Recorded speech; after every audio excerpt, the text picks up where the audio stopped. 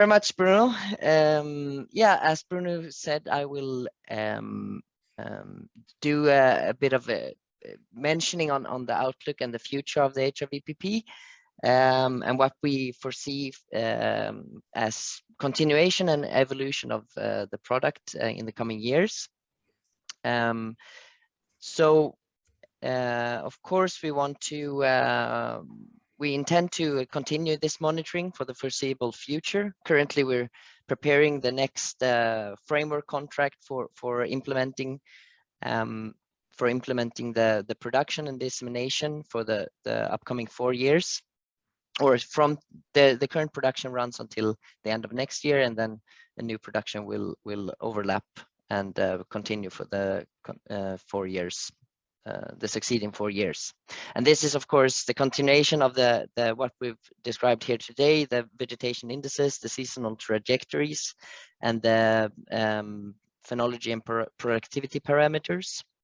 But we also have some potential evolution, and it's worth mentioning that this is, of course, not set in stone yet.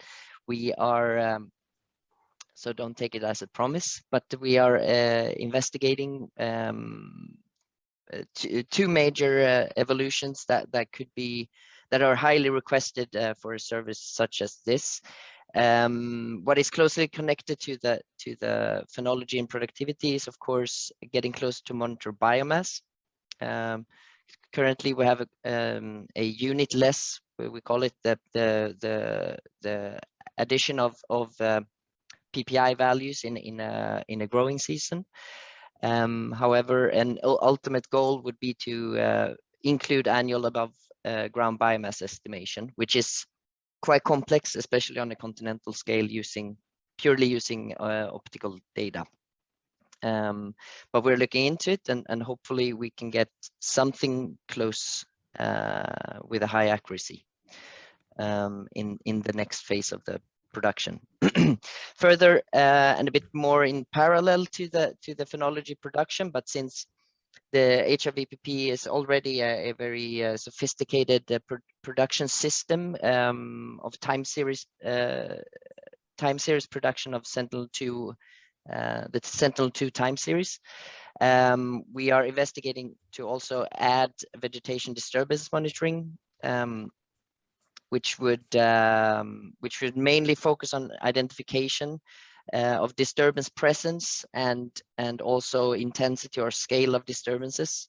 This meaning it would probably not, or it's out of scope to classify the cause, meaning fire, frost, bug infestation or climate impacts, but instead more as a general purpose data to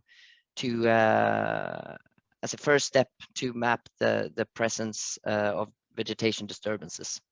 This is also a question of vegetation disturbances in different land cover classes and so on. This is what we're currently looking into in the feasibility of this application.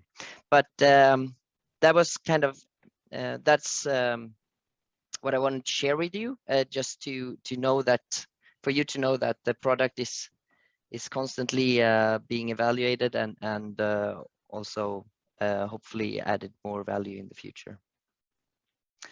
Thank you, Bruno.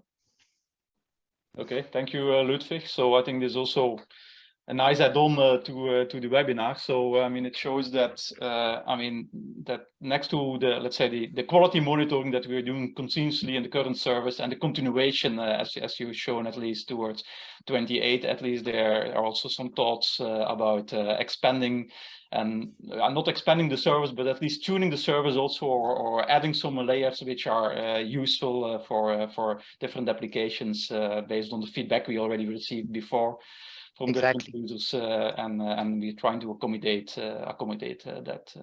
Yeah, okay. And worth mentioning, of course, as you say, tuning of the, what we say here, continuation of the VI, ST, and VPP. Of course, we will try to tune it to lesson learned from this first phase, etc., to get them even more in line with the user requirements, etc. Yeah, exactly. Okay.